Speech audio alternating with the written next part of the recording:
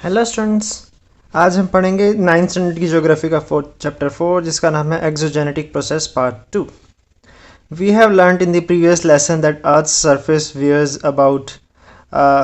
Wears away because of erosion. हमने अभी पिछले चैप्टर में पढ़ा था कि जो ऊपर का सरफेस, अर्थ का ऊपर का सरफेस है, वो इरोजन की वजह से ख़राब हो जाता है। The eroded material gets carried away by agents. जो ये ऊपर का मटेरियल जो ख़राब हुआ होता है वो दूसरे एजेंट्स के थ्रू वहाँ से हटाया दिया जाता है। When the speed of the agent reduces, the material gets deposited. जब उसकी स्पीड कम हो जाती है, जिस भी तरीके से ये सामान ऊपर की लेयर उड़ती है, तो वो वहाँ पर इकट्ठा होने लगता है। The agents like running water, glaciers, wind, sea waves and groundwater do the work of erosion, transportation and deposition.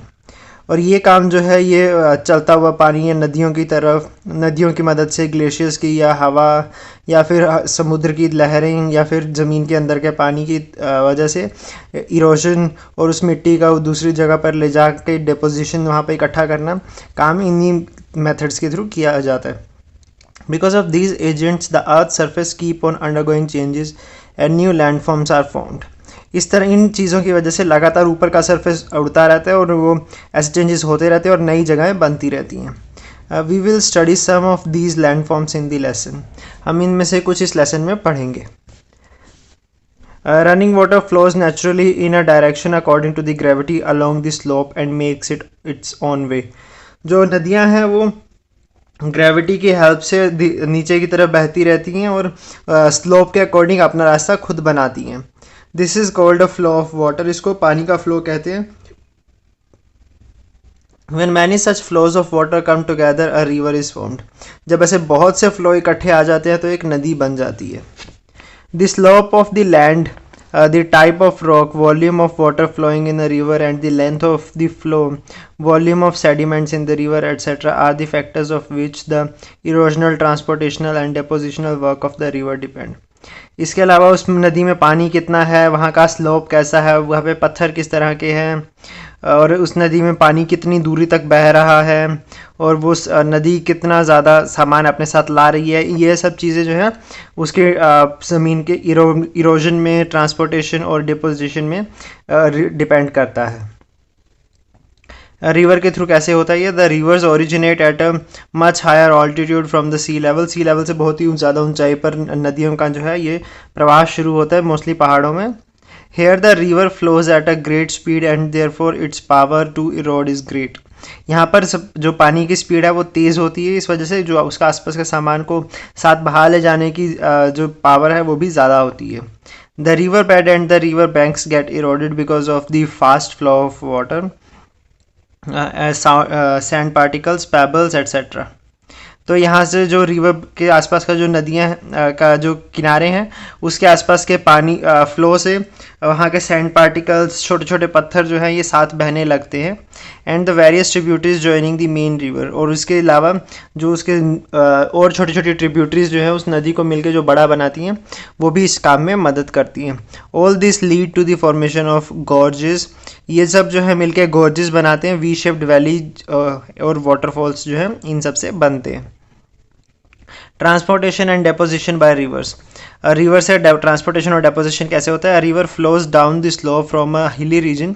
पहाड़ी एरिया से नदियाँ जो है वो नीचे समतल मैदानों की तरफ आने लगती है। At the foot hills the changes in the slope causes deposition of the sediments. जब वो पहाड़ी के अंत पे पहुंच जाती हैं तो वहाँ पे जो है ये स्लोप का कम होने की वजह से ये सब वहाँ पर इकट्ठे होने शुरू हो जाते हैं। As these are deposited in a triangular shape they form an alluvial fan. ये वहाँ पर ट्रायंगुलर शेप में इकट्ठे होते हैं तो इसलिए वहाँ पर अलुवियल फैन बन जाता है। As the steepness of the slope decreases and the transporting capacity of the river reduces. जैसे जैसे पहाड़ों की ढलानें कम होने लगती हैं उसको अपने सामान साथ ले जाने में जो भी वो पीछे से भाग कर लाई थी वो भी कम होने लगता है और वो धीरे फ्लो करने लगती है। It bends often in its way in an effort to cross even small obstacles. वो छोटी ऑब्स्टेकल्स को क्रॉस करने के लिए बेंड भी हो जाती हैं अक्सर रिवर्स। जैसे यहाँ पे हम देख सकते हैं कैसे नीचे इस पिक्चर में यहाँ पे रिवर बेंड हो गई है। तो जब ऐसे बेंड से क्रॉस करती है तो जो इसके साथ का सामान होता है वो इसके किनारों पर इकट्ठा होने लगता है। The factors that determine the deposition of sediments are the length of the river, volume of water, amount of sediments, and the slope of the river and the earth's surface. क्या किस किस किस फैक्टर में वहाँ पर इकट्ठा होना जो सामान है वो किस किस बातों पर डिपेंड करता है। वो होता है कि रिवर की टोटल लेंथ कितनी है, उसमें पानी कितना आ रहा है, उसमें ऐसे ऐसे जो सामान साथ बह के आ रहे हैं उसकी क्वांटिटी कितनी है, और वहाँ पर स्लोप क्या है रिवर का। ये सब चीज़ें वहाँ पर इकट्ठा होना डिपेंड करता है। These landforms like flood levees, flood plains and deltas are formed because of deposition of sediments. इसी वजह से फ्लड लीव्स जो हैं या फिर डेल्टा जो है इसी तरह से ही बनते हैं, जैसे हम फिगर 4.1 में देख सकते हैं कि अपने पीछे साथ लाया हुआ सामान वो वहाँ पर छोड़ते ही जाती हैं, तो वहाँ पर एक सॉफ्ट ज़मीन जो है और फ्लड के प्लेन्स जो हैं वो बन जाते हैं।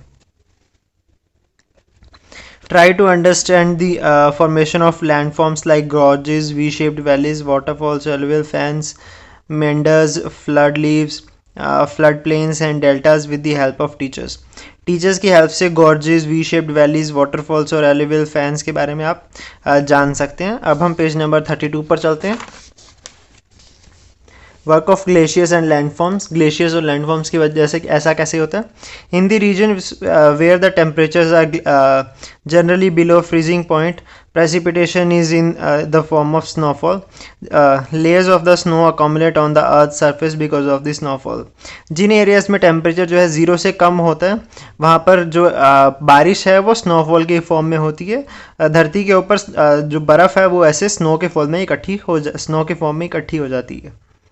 The heavy weight of these overlaying layers make the snow move along the slope. जैसे ही ऊपर जो है ज़्यादा बाहर इकट्ठा होने लगता है तो इस स्लोप जो स्नो है ये स्लोप की डायरेक्शन में मूव करने लगती है, ढलान की डायरेक्शन में मूव करने लगती है। At the base of the layer the snow starts melting because of the friction of the pressure from above. और जो नीचे का एरिया होता है वो पिघलने लगता है क्योंकि वहाँ पे फ्रिक्शन बनने लगता है। Glacier start moving slowly along the slope. और ग्लेशियर जो है वो स्लोप की ढलान की डायरेक्शन में मूव करने लगते हैं। Like the river, a glacier too carries out the work of erosion, transportation and deposition.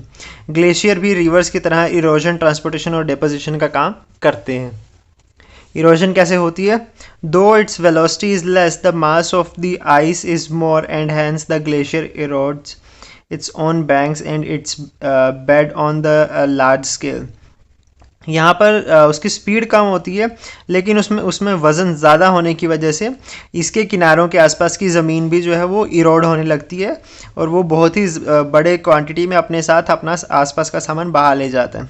The erosional work of the glacier produces landforms like cirques, aretes, horns, U shaped valleys, hanging valleys and roche moutonnees. इसके आसपास के erosion की वजह से हमें cirques, aretes, horns, U shaped valleys और hanging valleys और roche mountains देखने को मिलते हैं।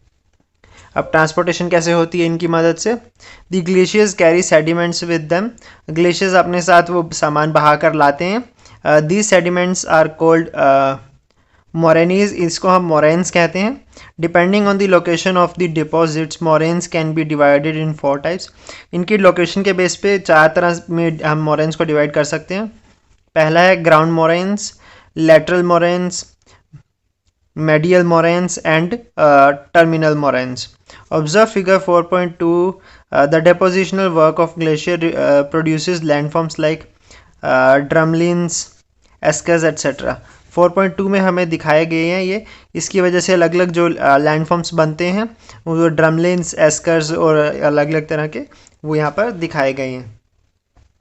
ये ग्राउंड मोरेन्स हो गया, लिटरल एंड मेरिडियल मोरेन्स हो गए, डमलिन्स हो गए, यू शेप्ड वैलीज बनती हैं। अब हम पेज नंबर 34 पर चलते हैं। Work of the wind and the landforms produced. हवा की मदद से ऐसा कैसे होता है? You have learned earlier that the movement of air is called wind. हमने अब तक पढ़ा कि जो हवा की मूवमेंट है उसको विंड कहते हैं।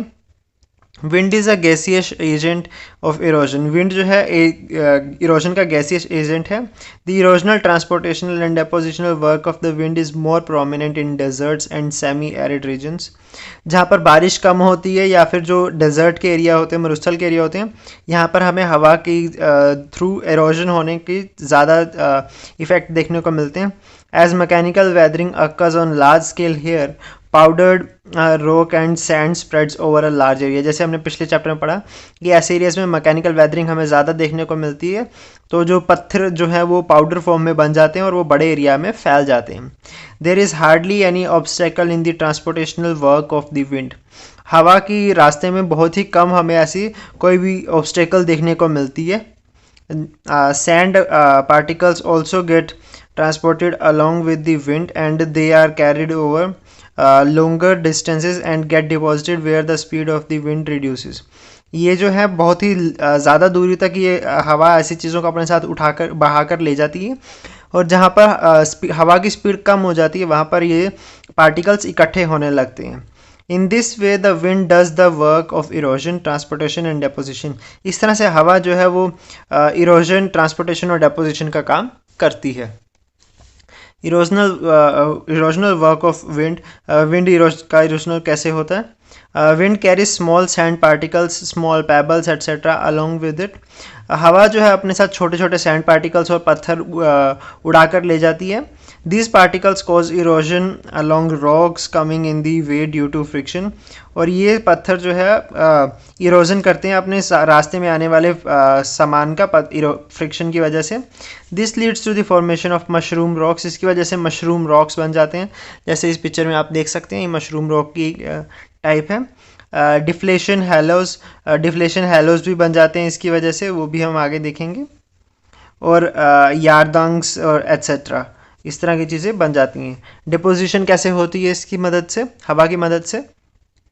Sand particles that blow with the wind are of different shapes and sizes.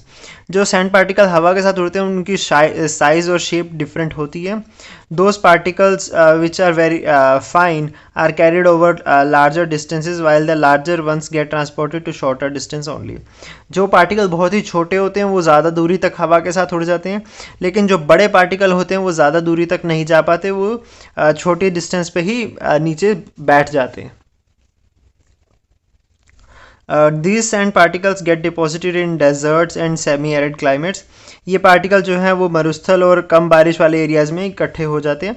As a result specific landforms are formed. इसकी वजह से स्पेसिफिक लैंडफॉर्म्स जो बन जाते हैं, जैसे कि सैंड ड्यून्स हो गया, बर्शंस हो गया, सीव्स हो गए, रिपल मार्क्स हो गए, लॉस हो गया, लॉस प्लेन्स हो गया, इस तरह की ही डेपोजिशन के एग्जाम्पल्स हैं ये। यहाँ पर हम अलग अलग पिक्चर्स में इनके बारे में देख सकते हैं।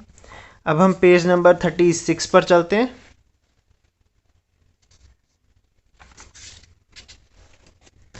Work of sea waves and landforms.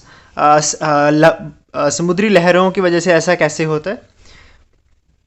In coastal area sea waves carry out erosional deposition and transportational work. समुद्री तटों में ये काम समुद्री लहरों के थ्रू किया जाता है, इरोजन, डेपोजिशन और ट्रांसपोर्टेशन का। Winds and tides cause the movement of sea water and as a result the waves come to the coast। हवा और टाइड जो हैं ये समुद्री लहरों का बनाते हैं और जिसकी वजह से लहरें जो है वो अपने छोर तक, तटीय क्षेत्रों तक पहुंचती हैं। Because of their heating the rocks at the coast, erosion of the rocks occur। और जब ये लहरें जो हैं हवा की मदद से तट को टकराती हैं तो उसकी वजह से अपने साथ मिट्टी को वहाँ की बहा ले जाती हैं और उसकी वजह से इरोजन होता है। In coastal areas having wide beaches waves carry out डेपोजिशनल work. Coastal areas में बहुत बड़े बीचेस होने की वजह से वहाँ पर ऐसे पत्थर और मिट्टी जो है इकट्ठी होने लगती है, वहाँ पर डेपोजिशन होने लगता है। Erosional work of sea waves अभी कैसे होता है इसकी वजह से? When the waves break at the coast, they bring with them the water, transported stones, pebbles and sand particles etc। जब ये हवाएं जो है ये कोस्ट से टकराती हैं, लहरें जो टकराती हैं, तो ये अपने साथ वहाँ का पानी और छोटे छोटे पत्थर और सैंड पार्टिकल्स जो हैं ले जाती हैं। This leads to the erosion of the coast, इसकी वजह से कोस्ट का इरोजन होने लगता है। Because of the chemical and hydraulic action of the sea wave to erosion occurs, और लगातार वहाँ पर केमिकल रिएक्शन और हाइड्रोलिक एक्शन होने की वजह से भी इरोजन होता है, क्योंकि समुद्री पानी जो है वो ज़्यादा खारा होता है, तो अपने आसपास के पत्थरों को वो गलाने लगते हैं और उसकी वजह से अंदर केमिकल रिएक्शंस होती हैं और वहाँ पर लगातार पानी के प्रेशर की वजह से भी इरोजन होने लगता है, जो कि हाइड्रोलिक एक्शन के अंडर आता है। Landforms like wave-cut platforms, sea caves, sea arcs, sea cliffs, etc. are formed because of the erosional work of the waves. Wave cut platforms हो गए, सी केव्स हो गई, सी आर्क्स हो गए या सी क्लिफ्स हैं, इसी तरह के इरोजन की वजह से ही बनते हैं। अब हम इसके डिपोजिशन के बारे में पढ़ेंगे। The eroded material accumulates at the sea bed, ये जो सामान लाया जाता है ये उसके समुद्री किनारों पर इकट्ठा होने लगता है। Because of the tides they keep on moving toward the coast and away from the coast, जब समुद्र में जो टाइड बनते हैं उसकी वजह से ये लहरें जो हैं लगातार तट की तरफ और तट से दूर बहती हैं। This they become fine because of the tuition and heating each other, जब ये एक दूसरे से टकराती हैं तो ये ठंडी हो जाती है। Deposition of such material occur at the places where the effect of waves is less, जहाँ पर इन लहरों का इफेक्ट कम होता है वहाँ पर ये सामान इकट्ठे होने लगते हैं। Landforms like beaches, sand bars, lagoons are formed due to depositional work of the sea waves. Lagoons हो गए, सैंड बार्स हो गई, बीचेस जो हैं इसी तरह बनते हैं। इसके अलग अलग पिक्चर्स आप देख सकते हैं यहाँ पर। अब हम पेज नंबर 38 पर चलते हैं। Work of ground water and landforms produced, ground water की वजह से ऐसे लैंडफॉर्म्स कैसे बनते हैं। The rain water seeps below the earth surface through the porous rocks और क्रैक्स इन द रॉक्स, जो बारिश का पानी है वो ज़मीन के अंदर बहने लगता है पत्थरों में के छेदों की वजह से। This water accumulates in the non porous layer of the rock, जहाँ पर पत्थर में छेद नहीं होते उस लेयर में ये पानी इकट्ठा होने लगते हैं। This accumulated water is called ground water, इसे हमें इस इकट्ठे हुए पानी को हम ग्राउंड वाटर कहते हैं। The soluble minerals in the water get dissolved and flow with the ground water, जो उसके आसपास के मिनरल जो हैं जो पानी में घुल सकते हैं वो ग्राउंड वाटर में मिक्स हो जाते हैं और वो उसके साथ ही फ्लो करने लगते हैं। This is the erosional work of the ground water, इस तरह से पानी जो है ग्राउंड वाटर जो है वो इरोजन करता है। When the groundwater evaporates or the volume of the soluble minerals is more than the solubility of the groundwater, the deposition of dissolved material starts. जब पानी लगातार भाप बन के उड़ने लगता है और या फिर उसमें जो मिनरल्स जो घुले हुए हैं उसकी डेंसिटी बढ़ने लगती है, तो ये उसके आसपास के एरिया में इकट्ठे होने शुरू हो जाते हैं। Landforms like sink holes, limestones, caves, stalactites and stalagmites are formed, इसकी वजह से वहाँ पर केव्स बन जाती हैं, स्टैलेक्टिक्स या फिर स्टैलेगमिट्स बन जाते हैं। दस the ground water carries out the erosion, transportation and depositional work, इस तरह से ग्राउंड वाटर जो है वो इरोजन, ट्रांसपोर्टेशन और डेपोजिशन का काम भी करता है। इसके क्वेश्चन आंसर आप नीचे लिंक में देख सकते हैं, डिस्क्रिप्शन में मेंशन है।